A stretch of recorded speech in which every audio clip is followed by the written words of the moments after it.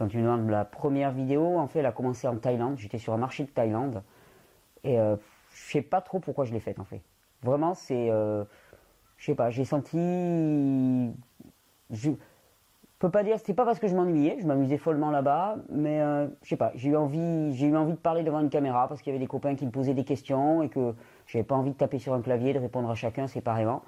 Donc j'ai pris la caméra, je me l'ai plantée devant moi sur un marché, puis j'ai lancé un truc. Alors maintenant quand je la regarde, ouais, voilà, c'était vraiment les tout débuts, on va dire, c'était assez laborieux, mais voilà, c'était il y a 2 ans maintenant, mais je sais vraiment pas pourquoi ça a démarré. Je peux pas te dire, c'était très spontané. Très spontané, et dès le départ, ça m'a paru super important que je fasse ça. Donc je m'y suis tenu, c'est devenu vraiment un truc, ça rythmait ma vie, quoi, vraiment. C'était, ouais, ça me paraissait une nécessité, pour moi en tout cas, dans un premier temps. Ouais. Puis après, au fur et à mesure que les gens ont commencé à s'y intéresser, je me suis dit, bon, il n'y a pas que moi. Il n'y a pas que moi à qui ça peut apporter. Mais au début, je l'ai vraiment fait que pour moi, quoi, réellement. La première année, c'est assez marrant parce qu'au début, il y avait 10 personnes qui regardaient les vidéos. J'étais tout content. C'était les quelques personnes qui me connaissaient, entre guillemets, quoi. C'était les copains, copinage, qui étaient bien gentils. C'était un truc. Et puis, bon, la première année, ça a tournicoté un petit peu comme ça. Et à la fin de la première année, je me souviens, j'étais très très content parce que j'ai une espèce de compteur qui me disait combien de personnes regardaient les vidéos. Et là, il y avait 100 abonnés pour la première année. Donc là, j'étais vraiment très très heureux. Puis alors par contre, effectivement, la deuxième année, donc l'année dernière, ça a augmenté à une vitesse incroyable. C'est-à-dire qu'on est passé de 100 à plus de 2500 personnes qui les regardent tous les jours. Et là, ça a été un peu la folie. Il y a eu les stages aussi. Les stages, j'y avais pas du tout pensé. En fait, c'est début juin dernier. D'un seul coup, je me suis dit, ouais, il faudrait faire un rassemblement, un stage. Et donc, ça a été improvisé juste avant l'été. Puis finalement, ça a été 3 semaines en été qui ont super bien marché. Les gens étaient contents. On a remis ça à Toussaint, dans un autre lieu, avec plus de personnes. Et ça, voilà, ça s'est fait. C'est allé très, très, très, très vite. L'année dernière, ouais, c'est allé très, très, très, très vite. Et il y a que maintenant que je prends vraiment la mesure que c'est en train de devenir quelque chose d'assez gros. Et au niveau de l'association, là, on est en train de créer un emploi pour avoir quelqu'un qui nous aide, parce que sinon, voilà, je commençais à y passer mes journées. J'imaginais pas du tout que ça allait devenir ça. En même temps, je veux dire que ça me plaît, quoi. Ça me plaît vraiment, ça me fait jubiler, je trouve ça amusant. C'est pas hyper reposant, mais c'est vraiment très jubilatoire, quoi, voilà. Mais il n'y avait pas de plan, il n'y avait pas, je suis un piètre planificateur, un archi mauvais gestionnaire. Enfin, tu vois ce que je veux dire, c'est pas du tout, c'est vraiment très spontané, c'est au jour le jour. Plaisir, je prends toujours autant de plaisir à faire des vidéos. D'ailleurs, j'en fais de plus en plus longues. Et puis, pendant la tournée que là, je suis en train de faire, par exemple, je reçois tellement de beaux témoignages de gens qui disent que ça a pu avoir une influence. Ben voilà, c'est ce retour-là, quoi, ça fait beaucoup de bien, quoi. Vraiment, ça fait beaucoup de bien et ça encourage vraiment. Puis, ça continue à me structurer, vraiment. Il y a eu des moments quand même, hein, surtout la première année, où j'étais encore pas mal en recherche, où le simple fait d'avoir ce fil rouge de faire des vidéos m'a énormément aidé. C'est-à-dire que pour moi, je savais que tous les 2-3 jours, je voulais sortir une vidéo, donc ça m'obligeait quelque part à avoir cette rigueur et ainsi de suite, et ça me structurait beaucoup. Ça m'a beaucoup aidé à me structurer. Toute cette aventure m'a beaucoup aidé à me structurer, ça m'a fait beaucoup de bien. J'ai eu un premier début de vie, où j'ai pas mal abusé avec mon corps, j'ai pris énormément de psychotropes divers et variés, pas mal d'alcool aussi. Et donc j'en suis arrivé autour de mes 30 ans à être de plus en plus mal physiquement, à tel point que c'est l'été de mes 33 ans, je me suis retrouvé complètement cachectique, comme on dit, c'est-à-dire je pesais 30 kilos pour 1m75, j'ai enchaîné 3 arrêts cardiaques, j'avais une tuberculose, une hépatite, une pancréatite qui était installée, je crachais du sang, j'assimilais plus rien, j'étais au bord de la mort, quoi, vraiment au bord de la mort. Et j'avais des amis qui pratiquaient l'alimentation crue, plus ou moins, ils m'en avaient pas mal parlé, je tournais autour de ça depuis des années, mais j'avais jamais vraiment accroché, ça me parlait pas. Et puis il y a vraiment une nuit où, ça fait un peu mysticos, mais ouais, j'ai fait un rêve d'une certaine manière, j'ai vraiment eu la certitude que comme ça, j'allais pouvoir inverser le processus, quoi, qui était vraiment mal parti pour moi. Donc j'ai demandé à mes parents s'ils voulaient bien me récupérer, s'ils voulaient bien m'accueillir chez eux, parce que c'était le seul endroit où je pouvais aller me réfugier. Et puis il fallait qu'on s'occupe de moi. J'étais plus du tout, j'étais impotent, j'étais complètement impotent. Et donc ils ont accepté, ils ont cru à cette folie, parce que ça pouvait paraître une folie de l'extérieur. Et donc je me suis mis du jour au lendemain à manger 100% cru, et depuis j'ai pas changé. J'ai pas changé. Alors Au début, j'ai démarré avec des personnes qui pratiquaient ce qu'on appelle l'instinctothérapie, c'est-à-dire que c'est manger cru, mais manger aussi des produits animaux, des choses comme ça. Alors, j'étais végétarien depuis très très jeune. J'ai commencé à manger des produits animaux. Ça m'a réussi un temps, parce que de toute façon, la nourriture crue était fabuleuse.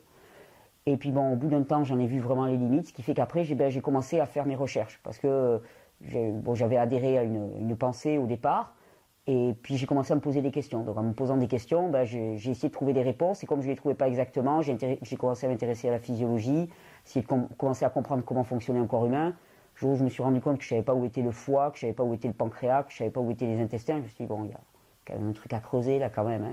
Vraiment, j'avais aucune connaissance en anatomie, je pense comme la plupart des gens d'ailleurs. Et voilà, et ça m'a plu. Ça m'a beaucoup plu. À la base, moi, j'avais une formation de scientifique. J'étais physicien à la fac. Donc, j'avais ce côté un peu... aller toujours creuser le truc un peu intellectuel, la cerveau gauche et tout. Donc, là, je l'ai mis à profit. Et puis, comme quand je faisais les vidéos, j'ai commencé à parler, les gens me posaient des questions. Donc, ils me posaient des questions auxquelles je n'avais pas forcément la réponse. Donc, j'allais chercher la réponse. Je découvrais un nouveau truc. Puis, ça me plaisait de plus en plus. Puis, je me suis pris au jeu, voilà. Et puis, j'ai commencé au travers de multiples influences aussi. J'ai trouvé un formateur aux États-Unis qui s'appelle Robert Morse, qui est un crudivore, naturopathe, iridologue, qui m'a beaucoup formé, qui m'a beaucoup apporté, qui m'a aidé à structurer un nouveau regard sur l'être humain.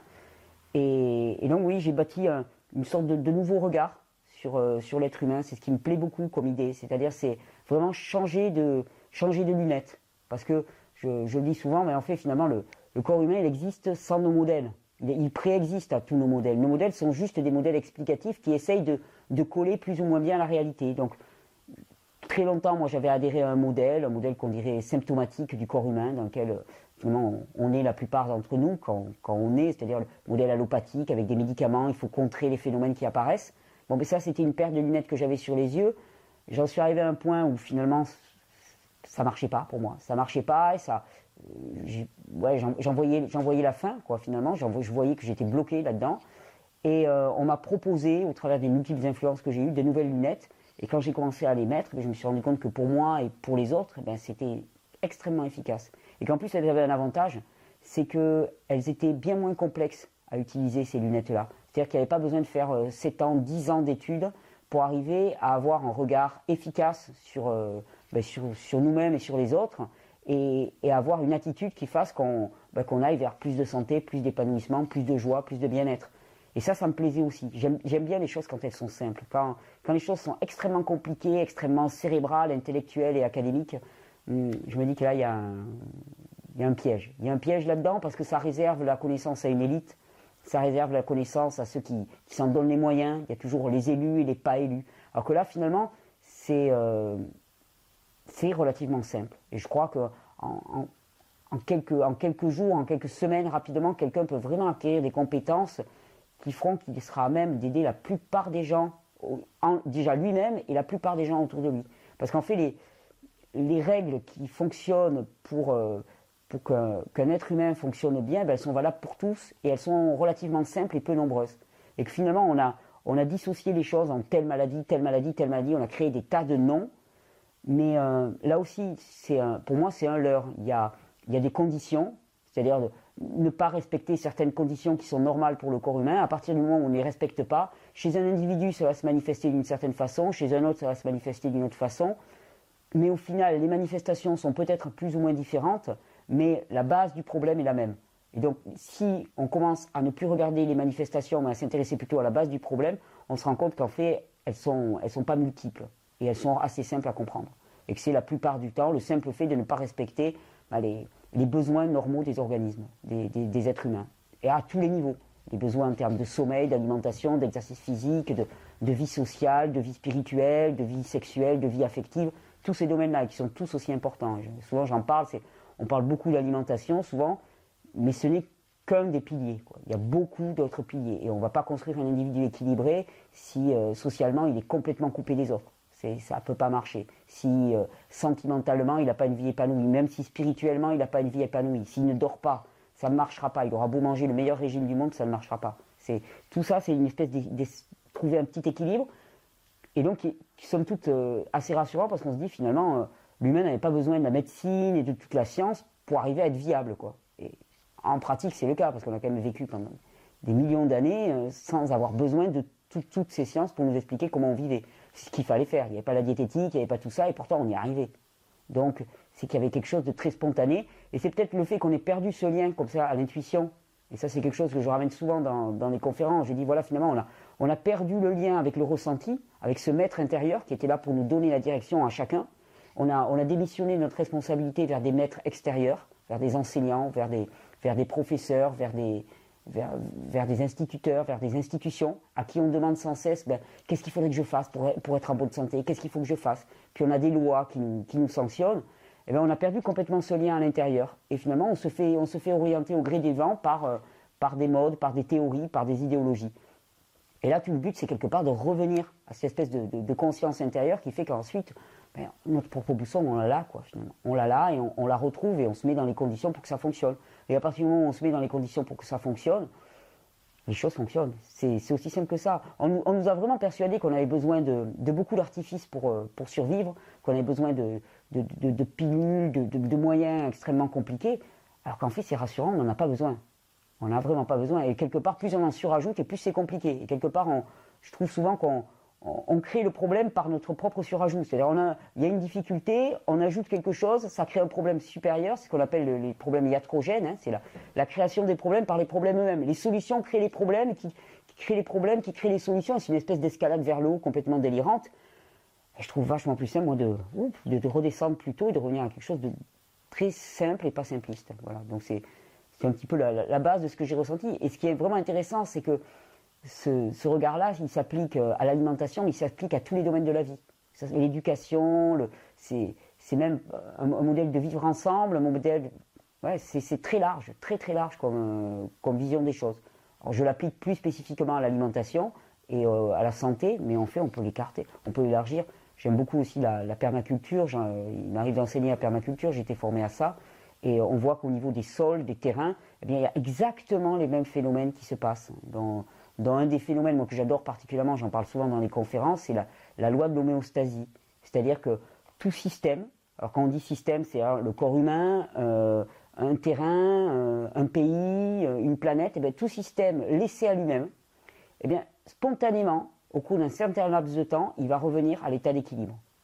Si on le laisse faire, il va doucement mettre en place les processus régulateurs qu'il lui faut pour revenir à l'état d'équilibre. Pour un individu, ça veut dire que si on laisse faire, si on arrête de contrer les mécanismes normaux dans le corps, petit à petit, il va revenir doucement à l'état de pleine santé. Il suffit juste d'arrêter d'entraver et d'apporter ce qu'il faut pour que le processus se fasse. Et au final, ce que j'essaye de faire, c'est un petit peu ça, c'est-à-dire de comprendre ce qui se passe pour éviter d'aller contre, déjà, c'est une première des choses, éviter d'empêcher. Ce qu'on fait trop souvent, on prend des produits, des médicaments qui empêchent les processus de se faire parce qu'on en a peur et parce qu'on ne les comprend pas. D'ailleurs, c'est valable à tous les niveaux. On ne comprend pas les réactions des autres, donc on en a peur, donc on les empêche. On est dans la répression. On est dans la répression constante des symptômes. Au niveau social, c'est pareil. Dès lors qu'il y a le moindre gamin qui commence à bouger, on n'essaie pas de comprendre qu'est-ce qu'il y a derrière et qu'est-ce qu'il essaye de signaler. Clac, on casse. On casse le symptôme. Et bien là, non, c'est plutôt d'essayer de comprendre ce qu'il y a derrière et l'accompagner, l'aider au mieux et puis faire en sorte que le processus se passe. Voilà, c'est tout ce qu'on peut faire. Mais déjà, ne pas nuire, c'est déjà pas mal. Au niveau du corps humain, à tous les niveaux, mais déjà ne pas nuire, c'est pas mal. Mais pour ça, il faut comprendre ce qui est derrière, quoi, et ne pas s'arrêter aux symptômes. C'est l'essentiel quoi, du message finalement. La fameuse obsession de la carence. Dès lors qu'il y a quelque chose qui va mal, on s'intéresse au contenu de ce qu'on mange. Tu as mangé combien de calories, tu as mangé combien de graisses, de lipides, de protéines et ainsi de suite. Donc on s'intéresse toujours à ce que l'on consomme. Or moi j'ai tendance à ramener les gens plutôt à ce que l'on élimine. Parce qu'en fait, notre capacité à vraiment utiliser les produits, elle dépend de notre élimination. On s'intéresse toujours à ce que l'on mange avec la bouche, mais quand on mange un produit, puisqu'on se ramène à manger un produit, bien, on le mange. Là, on déglutit, on le mâche, ok, il passe dans l'œsophage, il arrive dans l'estomac, là, selon les cas, c'est plus ou moins bien digéré, on va dire que c'est bien digéré, ça passe dans l'intestin, mais c'est toujours pas dans le corps à ce niveau-là. Parce que si ça arrête dans les intestins, ça va continuer à cheminer, ça va passer dans le côlon, et ça va sortir dans les toilettes. Ça, c'est pas passé à l'intérieur de nous. Ça ne va commencer à être à l'intérieur de nous que si ça a passé la paroi intestinale. Donc déjà, la première question à poser, ça serait pas quelle quantité de nourriture as-tu mangé aujourd'hui, mais quelle quantité as-tu pu réellement voir passer ta paroi intestinale? Donc déjà, c'est un premier point. Et quand on sait que la plupart des gens, ils ont une paroi intestinale qui est particulièrement enflammée, on se rend compte qu'ils mangent, ils mangent énormément, et que finalement, le filtre est complètement bouché à cet endroit-là. C'est un peu comme si tu avais une passoire, un tamis, qui était pas mal bouché. Donc finalement, il est bouché et on augmente les doses, on rajoute des vitamines de synthèse, parce que finalement, il n'y a rien qui passe, et on presse, et on presse. Alors moi, je propose plutôt de taper le filtre un petit peu, de le passer sous l'eau, de le rincer et d'avoir un filtre beaucoup plus fluide. Et à ce moment-là, on se rend compte que on a besoin de beaucoup moins de produits pour arriver exactement au même résultat. Mais ça, c'est la paroi intestinale. Mais même quand ça a passé la paroi intestinale, étant donné que les cellules, parce que c'est les cellules au final qu'il faut nourrir, les cellules, elles baignent dans ce qu'on appelle le liquide interstitiel. C'est un truc un petit peu, c'est blanchâtre, c'est de la lymphe, ce qu'on appelle de la lymphe, c'est épais, c'est visqueux et ça baigne les cellules. Les cellules, eh bien, tout ce qui va leur arriver va passer au travers de ce liquide interstitiel. Mais selon l'état de ce liquide interstitiel, s'il est complètement épais et s'il ne permet pas le passage des nutriments, il y a peu qui va arriver à la cellule. Et de plus en plus, ce qui doit arriver à la cellule, c'est des nutriments, ce qu'on appelle des nutriments, du carbone principalement, et c'est de l'oxygène. Et nombre des maladies de dégénérescence actuelles, comme les maladies de Parkinson, maladies d'Alzheimer, on parle d'hypoxie cellulaire. C'est que la cellule, elle ne peut plus respirer. Pourquoi? Parce que c'est tellement épais, c'est tellement coagulé autour, eh bien c'est tellement congestionné, c'est de la constipation quelque part. C'est constipé autour des cellules, et donc finalement elles ne peuvent pas recevoir. Donc on a beau leur apporter, si par grâce ça arrive à passer déjà la barrière intestinale, ça aura beau passer la barrière intestinale, ça sera véhiculé par le sang, mais ça n'arrivera pas aux cellules. C'est pour ça que ce qui est très important déjà, c'est d'avoir ce liquide interstitiel, qui soit relativement épuré. Et ça, c'est l'élimination, c'est la fonction éliminative. Donc on s'intéresse toujours à ce qui rentre, parce que ça, c'est fascinant. Ça, la consommation, ça, on aime bien. Je fais souvent un parallèle, je dis, nous sommes des individus, nous sommes une société qui adore consommer. On adore consommer. Dès lors qu'il s'agit de prendre plus, d'avaler plus, ça, on aime bien. Quand il s'agit d'avaler plus, tout va bien. Par contre, quand il s'agit de s'intéresser à nos déchets, quand il s'agit de s'intéresser à nos rejets, que ce soit à l'échelle humaine, que ce soit à l'échelle de la société, c'est toujours un gros problème. Il faut voir ce qu'on appelle les ordures ou les déchets, personne ne va entendre parler. Les recycler les choses, on n'en entend pas parler. Au niveau du corps humain, c'est pareil. Le pipi, caca, personne ne va en entendre parler. C'est complètement tabou. Et en plus, on a créé des idéologies et des religions qui légitiment tout ça. Ça devient des choses complètement tabous et malvenues. Mais c'est extrêmement important. Notre capacité à nous nourrir dépend de notre capacité à éliminer. Parce que de toute façon, si tu as une pièce qui est archi encombrée, tu ne pourras plus rien rajouter à l'intérieur. C'est aussi simple que ça. Si tous les jours tu mets une poche dans une pièce, il y a un moment où elle sera complètement comble et finalement tu ne pourras rien rajouter de plus. La logique, c'est régulièrement de la nettoyer et de lui permettre de nettoyer. Et pour qu'elle se nettoie, il faut lui donner les moyens pour. Et dans le corps humain, on a des portes de sortie qu'on appelle les émonctoires. Les reins, les intestins, la peau, les poumons. Et il s'agit de laisser ces organes fonctionner à plein pour faire sortir les choses. Il s'agit d'arrêter un peu d'être obsédé par tout ce que l'on mange et plutôt de s'intéresser. Souvent, quand il y a un problème, moi je dis, mais la plupart des gens me disent, je mange ça. Je dis, pas ça le problème pour l'instant. M'embête pas avec ce que tu manges. Déjà, voyons si au niveau des reins ça sort. Et quand par exemple quelqu'un arrive avec un eczéma, si ça sort par la peau, c'est parce que ça sort pas par les reins. C'est aussi simple que ça. La peau, on appelle ça le troisième rein. C'est la plus grande surface d'élimination pour le corps.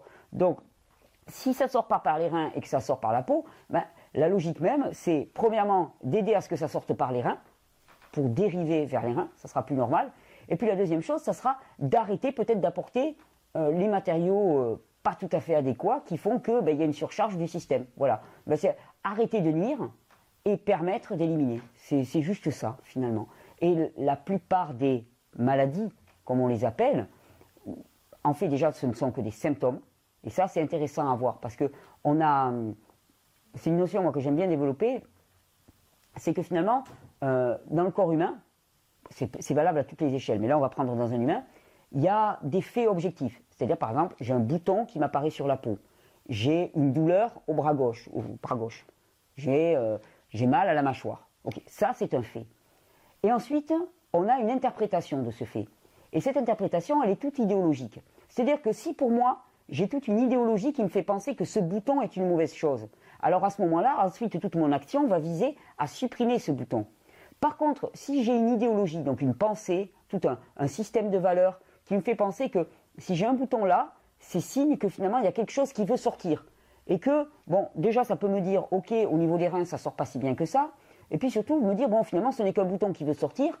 Je vais surtout pas aller l'empêcher avec force crème et ainsi de suite.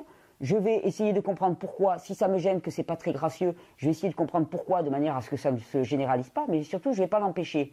Eh bien, à ce moment-là, on rentre dans un nouveau regard. Et donc, vraiment, cette différence entre fait et idéologie qui le sous-tend. Et donc, nous sommes dans une idéologie symptomatique, c'est-à-dire que toute manifestation extérieure est malvenue et doit être réprimée. Et moi, ce que je propose, c'est plutôt un regard qu'on dit hygiéniste, dans lequel toute manifestation extérieure est un signal bienvenu qui nous parle de l'intérieur.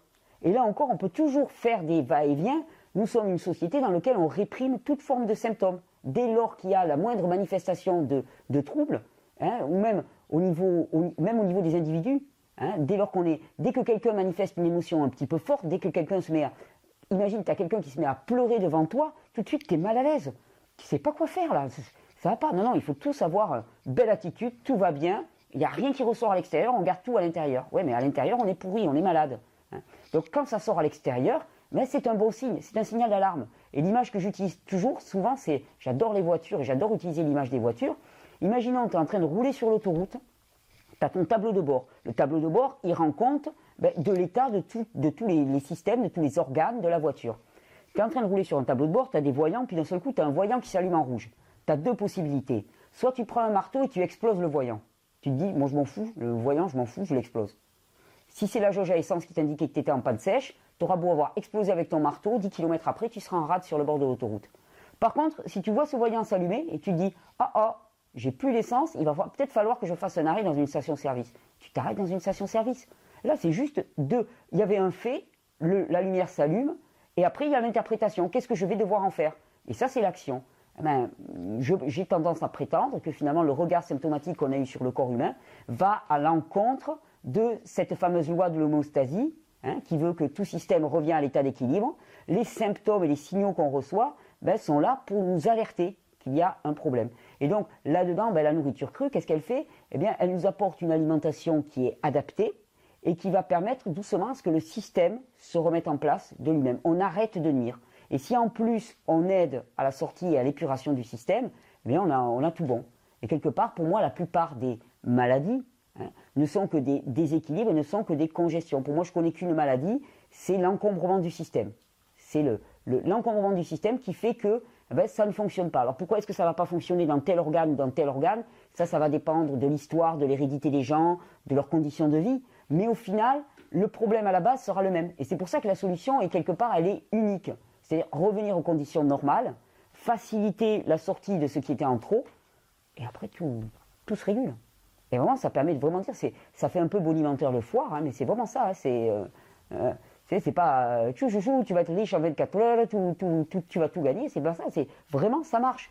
Ça marche parce que je vois pas pourquoi ça marchait pas. Et ça marche en pratique. Hein. Des témoignages, on en reçoit des tas, quoi.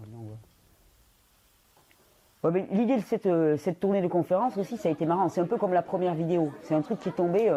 J'ai lancé ça, tu vois. En fait, comme j'enregistre des vidéos régulièrement, et il y a un truc qui se passe qui est très marrant pendant que j'enregistre des vidéos, c'est que souvent je fais des vidéos longues. J'aime bien faire des vidéos longues, j'aime bien parler longtemps, ça c'est clair. Et très souvent, je les regarde rarement, je les prépare jamais. J'ai jamais rien écrit quand je fais une vidéo, même de 2 heures ou de 3 heures, parce que sinon je m'ennuierais. J'aime pas faire du... Voilà, j'aime bien vivre ce qui doit être vécu et ne pas faire du réchauffé. Et donc souvent, les rares fois où je réécoute, je suis surpris des fois par ce que je dis.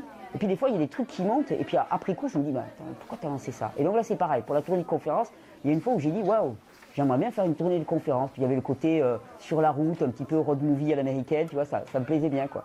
Puis j'ai lancé ça. Et puis ça a démarré comme ça. Puis il y a des gens qui m'ont fait des propositions. Donc effectivement, je suis passé à Genève. Là, hier soir, j'étais à Lyon. Là, ce soir, je serai à Dijon. Après, on va être Besançon. Après, il y aura Bruxelles, Liège.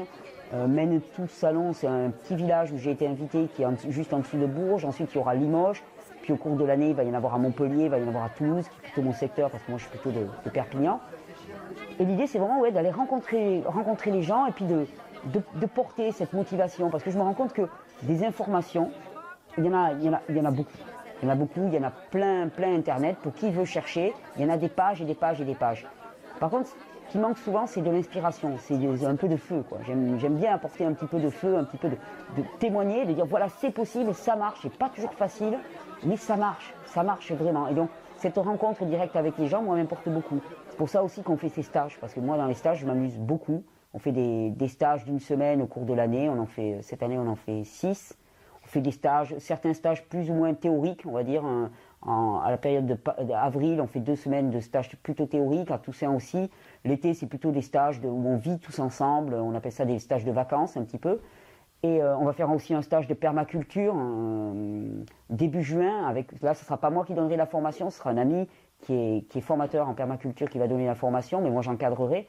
Et l'idée, c'est toujours cette rencontre directe, de partager cette conviction, parce que une fois qu'on a la compréhension, qu'on a un petit peu changé de direction, on a besoin aussi d'encouragement sur le chemin, on a besoin de témoignages, on a besoin de régénérer ça et puis de le nourrir au quotidien. Et quelque part, vivre ensemble, vivre à plusieurs une expérience, ne serait-ce qu'une semaine, au point de vue de faire monter la motivation et la compréhension.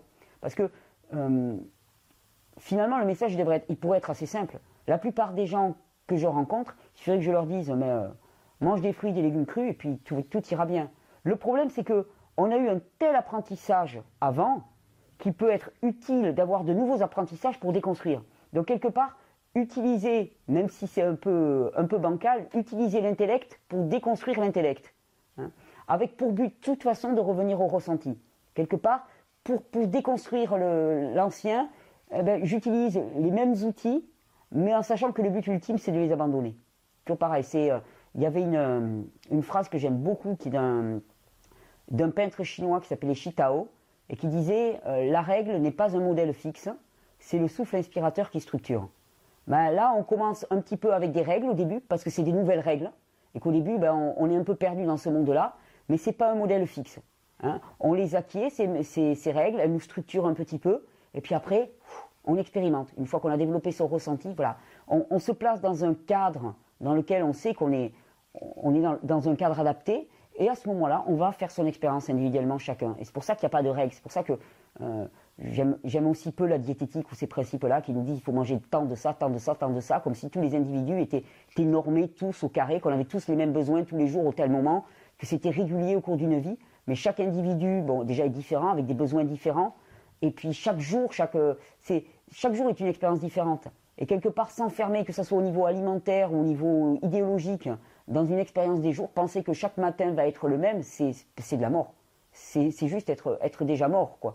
Et donc, au niveau alimentaire, c'est aussi apprendre aux gens, finalement, à écouter le besoin, à voir ce qui vient, et à être spectateur. Moi, c'est une attitude que j'aime bien. C'est plutôt que de dire « Waouh, je sais ce que va être ma vie pour les tant d'années à venir », puis là, c'est fixé, c'est figé. Alors, c'est un côté rassurant, c'est vrai, mais par contre, c'est mortifiant. C'est ennuyeux au possible. Moi, ce que j'aime bien plutôt, c'est me placer dans la position du gars qui est dans un fauteuil, qui est devant l'écran de ciné, puis qui dit « Waouh, quel est le film qu'on va me projeter là? Qu'est-ce qui vient maintenant? C'est quoi la prochaine scène? C'est pas moi qui écris le scénario, et ça me vient, puis moi je constate, et puis souvent c'est vraiment joyeux. Donc c'est un petit peu l'idée derrière tout ça. Donc les conférences, les stages, les vidéos, c'est toujours le même truc, c'est de partager cet élan.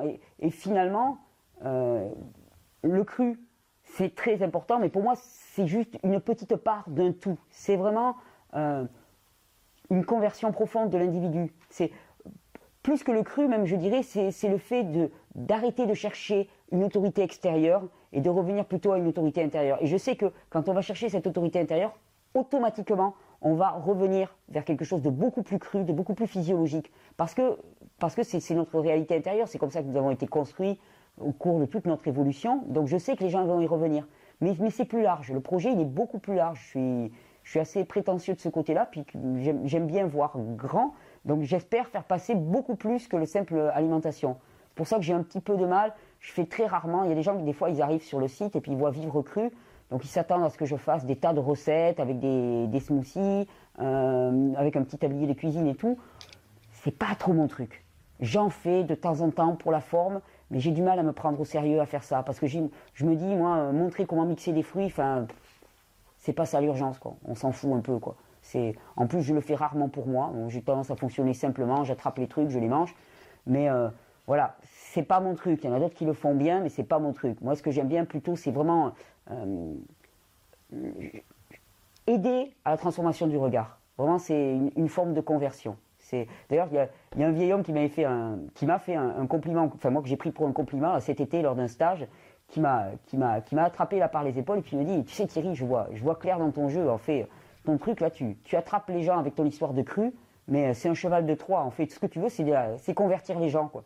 Je dis, ouais, c'est ça, c'est vraiment ça, parce qu'à la limite, que quelqu'un mange cru ou pas, entre nous soit dit, c'est pas le premier truc que je vois quand je le croise dans la rue. Ce que je vois, moi, c'est à quel point il est épanoui, à quel point il est investi dans sa vie, à quel point il est doux, aimant avec ses enfants, avec ses proches, c'est à quel point il rayonne. Et quand on croise quelqu'un dans la rue, ce dont on va se souvenir de lui, c'est pas il était crudivore, c'était waouh, je l'ai croisé, il dégage quelque chose. Cet individu-là, j'ai envie de le revoir, j'ai envie de le fréquenter parce que waouh, il y a quelque chose en lui. Eh ben, c'est ça, moi, que je veux aider à cultiver. C'est pas tant le fait de manger cru. Je sais que le fait de manger cru nous permet d'être mieux dans notre peau physiquement. Et déjà, quand on ne souffre pas, être épanoui quand on souffre à tous les bouts du corps, c'est dur. Quand on a mal à l'épaule, mal au dos, quand on souffre au niveau des reins, quand on a mal à la mâchoire, c'est dur d'être épanoui. Quand on a des boutons partout sur le visage, c'est dur de se sentir bien dans sa peau. Mais voilà, c'est pas la finalité. Manger cru, c'est pas une finalité. C'est juste un moyen d'avoir un peu moins d'entraves. Mais la finalité, c'est d'être épanoui et aimant dans ce monde, quoi, finalement. Hein. C'est un message un peu bateau, mais voilà, ça reste ça. Et c'est ce que. Et durant cette tournée. En plus, pour moi, c'est très régénérant aussi cette tournée, parce que je rencontre pas mal de monde. Et ça, c'est pas mal. Parce que moi, je suis toujours derrière mes vidéos. Alors bon, je vois des commentaires et ainsi de suite. Mais le fait de se retrouver face à des gens qui viennent, qui te disent waouh, moi j'ai fait ça, et ça m'a apporté ça. Puis voilà, le fait d'avoir écouté les vidéos, ça m'a donné ça.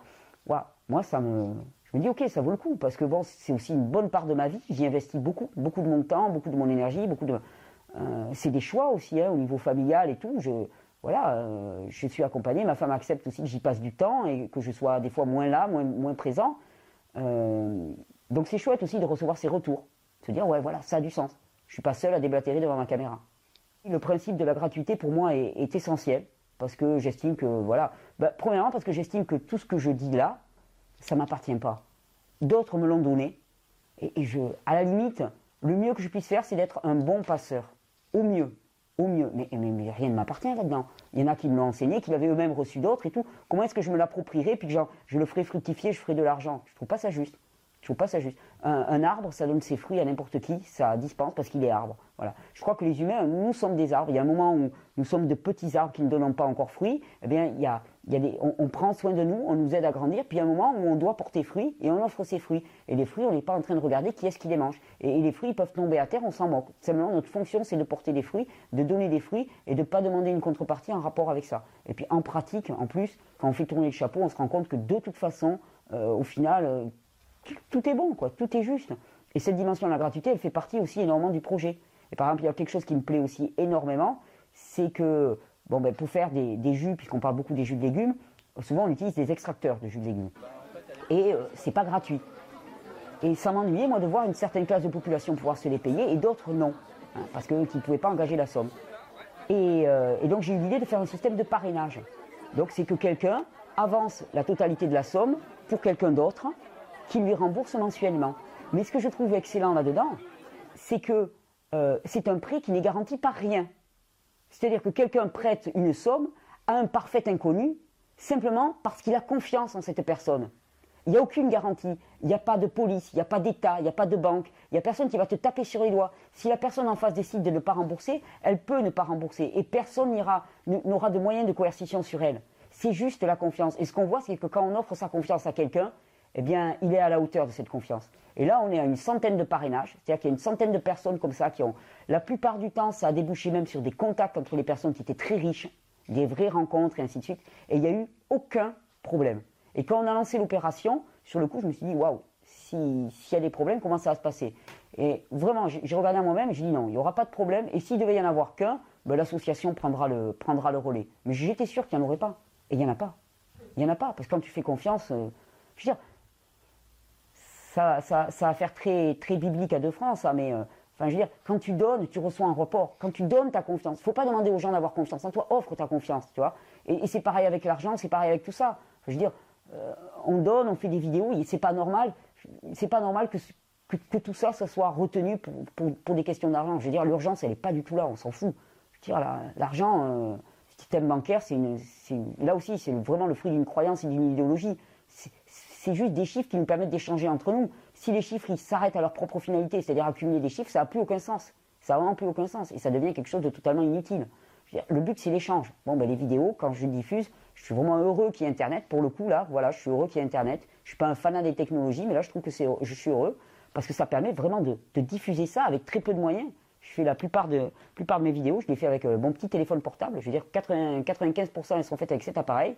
Je me suis fait un petit support en bois. Je me le cale devant, j'ai une petite canne, je m'assois n'importe où, et voilà, je commence à parler. 2 heures après, c'est sur le net, et ça dure 2 heures. Je trouve ça bien, je trouve ça simple. Zéro matériel, je trouve ça bien. Moi, en tout cas, ça me correspond.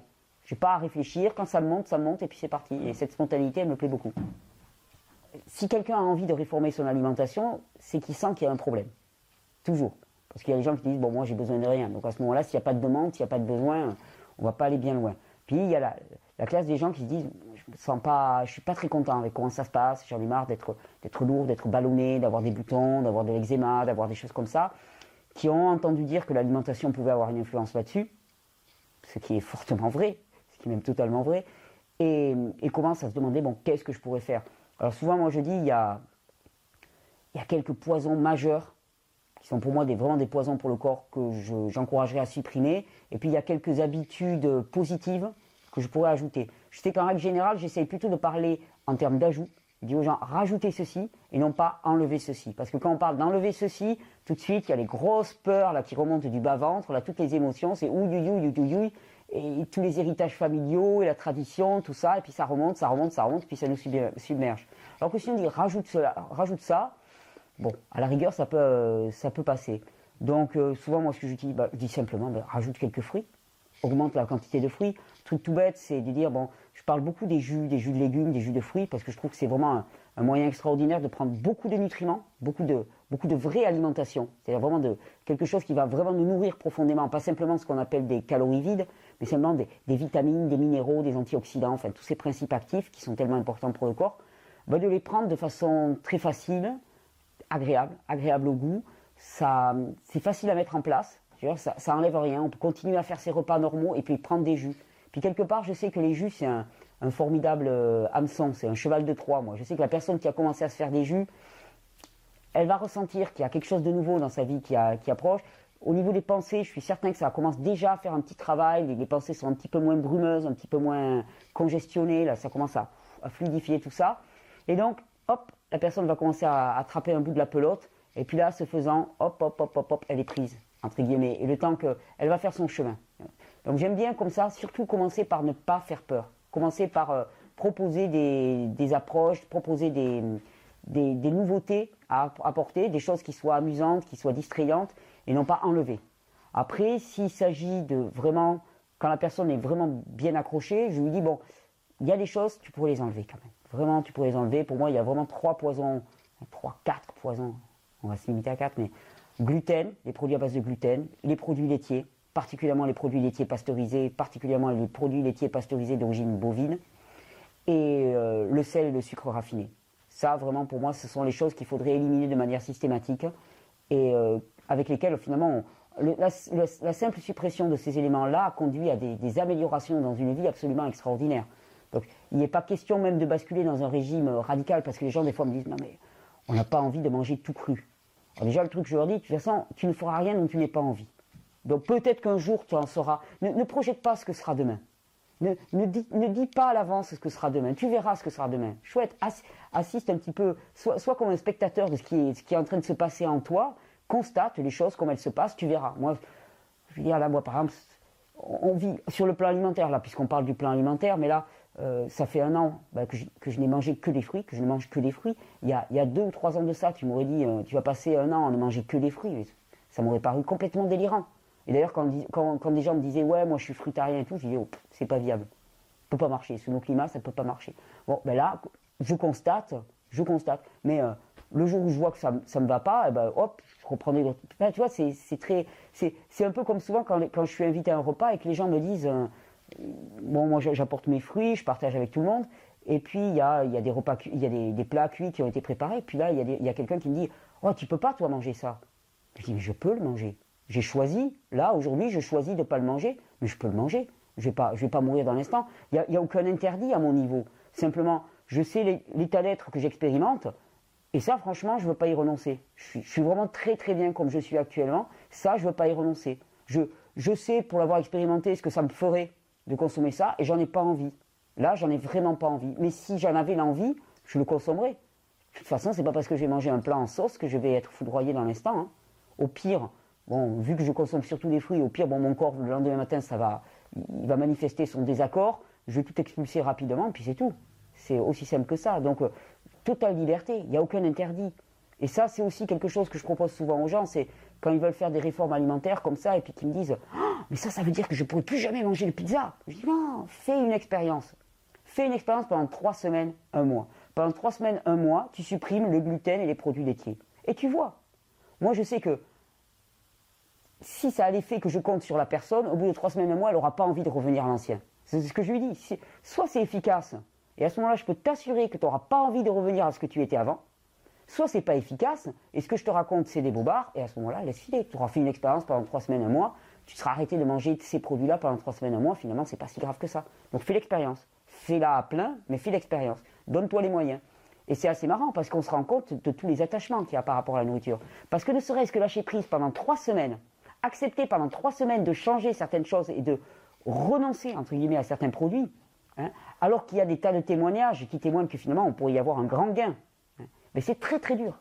Très très très très dur. On a des attachements. C'est pour ça que c'est aussi intéressant le travail sur l'alimentation, parce que c'est aussi un travail qui conduit à un énorme travail sur les attachements. Et donc en termes de spiritualité, on va dire, hein, puisqu'il faut en parler comme ça, ça permet d'arriver à beaucoup de détachement.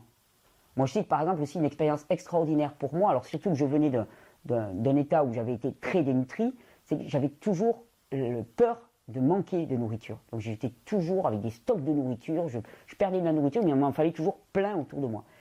Et mon premier vrai jeûne un peu long, ça a été fabuleux. De me rendre compte que je pouvais passer 1 jour, 2 jours, 3 jours, 4 jours sans mourir. Et que je n'étais peut-être pas obligé d'être toujours obsédé pour avoir toujours plusieurs paniers pleins de fruits et de légumes à côté de moi, que je pouvais survivre sans ça. C'est un peu comme quand j'ai découvert que quand on fait un trajet en avion, pour moins subir le décalage horaire, le mieux c'est de jeûner. Et ça m'a changé la vie. Ça m'a changé la vie parce qu'avant, chaque fois que je prenais l'avion, je le prenais avec mes cajots de légumes. Les mecs à la douane, ils me regardaient passer. Déjà, c'était limite selon le pays, quoi. Puis j'étais avec mes fruits, ils s'écrasaient, ça coulait. Enfin, c'était toujours horrible. Puis là, d'un seul coup, j'ai senti une liberté. Et tu vois, dans cette liberté, de pouvoir se passer des choses, de pouvoir... pour moi, la vraie liberté, c'est vraiment de pouvoir faire un choix en conscience. Et quand je dis à quelqu'un, est-ce que tu serais prêt à renoncer au pain pendant 3 semaines? Ah non, pas question, pour moi, il n'est pas libre. La vraie liberté, c'est de pouvoir dire, ok, j'ai le choix là ce soir de manger ça ou ça, et je choisis de manger ça parce que je me sens mieux avec ça. Mais je suis complètement libre, je ne suis pas accro. Je suis un peu accro à l'ananas, mais à part ça, on peut pas être accro aux fruits. Ce que je veux dire par là, c'est que c'est pas le même type d'addiction. On peut s'arrêter. On peut s'arrêter et passer à autre chose. Alors qu'il y a des produits alimentaires auxquels nous sommes accros. Et d'ailleurs, pour la bonne et simple raison que, par exemple, si on prend les produits à base de gluten, ils contiennent ce qu'on appelle des opioïdes, c'est-à-dire c'est des substances qui sont semblables aux opiacés qu'on trouve dans l'opium. C'est-à-dire qu'ils modifient certains de nos récepteurs cérébraux au niveau de l'hormone du plaisir qui est la sérotonine, et qui font que finalement, ils créent un plaisir qui est artificiel et qu'ensuite, on ne peut plus s'en passer. Le processus est assez intéressant, et c'est exactement le même processus qu'a la nicotine, qu'ont les drogues de type opiacé. C'est le même processus. Donc, on est vraiment victime d'une addiction. C'est réellement ça. C'est pour ça que c'est pas toujours facile de décrocher. Mais le gluten particulièrement, en termes de pensée, d'agressivité, d'hyperactivité, on en parle beaucoup pour l'hyperactivité des enfants, mais là, il y a une marge de progression et de gain pour les parents extraordinaire. Et très souvent, je vois des parents qui s'arrachent les cheveux, qui essaient de trouver des tas de méthodes pour essayer de gérer, entre guillemets, leur enfant hyperactif. Et souvent, je leur dis, mais arrêtez là, vous ramez contre le courant. Supprimez le gluten, vous allez voir que votre enfant, vous allez le redécouvrir. Vous allez le redécouvrir. Là, actuellement, il est victime. Il est victime d'une sorte je veux dire, presque c'est une possession, quoi. Il est possédé par quelque chose, c'est que son système nerveux, il est en constante ébullition, l'enfant. Et il est victime, il est vraiment victime. Les enfants hyperactifs qu'on met sous Ritaline, c'est un véritable scandale. Ces enfants sont victimes, ils sont souffrants, et qu'est-ce qu'on leur fait? On leur balance des sédatifs. C'est de la folie furieuse. C'est vraiment de la folie furieuse. Et c'est tout sauf de l'écoute, c'est tout sauf de l'accueil. Donc oui, la question alimentaire a beaucoup à faire. Je sais que ça fait partie des choses qui me touchent beaucoup, mais je vois énormément de personnes qui se font balader dans des années d'analyse en psychologie, en psychanalyse même, et pour qui des simples réformes alimentaires pourraient changer beaucoup la donne. Je ne dis pas que ça ferait tout, mais très souvent ça peut changer beaucoup la donne à tel point même qu'après les choses se résoudront d'elles-mêmes. Je l'ai constaté de très nombreuses fois. Des gens qui sont en dépression, mais la dépression, ça a une base physiologique très très forte. Et c'est pas que sur un canapé de psy qu'on résout la dépression. Donc, la fatigue chronique ou les choses comme ça. Et donc ça fait partie des messages que j'aime porter. C'est de dire, attendez, mais il y a une base. On est un corps, on est une pensée, on est un corps, et tout ça c'est entremêlé, et l'un n'existe pas sans l'autre. Et si le corps est dysfonctionnel, c'est normal aussi que la pensée, que les émotions dysfonctionnent. Il n'y a pas, on se plaît à séparer les choses en faisant un corps physique, un corps émotionnel, mais tout ça c'est relié, on n'arrive pas à le penser vraiment, hein, mais tout ça c'est relié, c'est entremêlé, et l'un agit sur l'autre, et ce que l'on mange va interagir directement sur notre façon de penser, sur notre capacité à nous poser intellectuellement, et inversement, nos pensées, bon, voilà, tout ça c'est complètement entremêlé. Donc, avec l'alimentation, avec l'hygiène de vie, eh ben, on a un moyen d'agir réellement de façon assez efficace. Et c'est ça que je trouve ça assez fabuleux.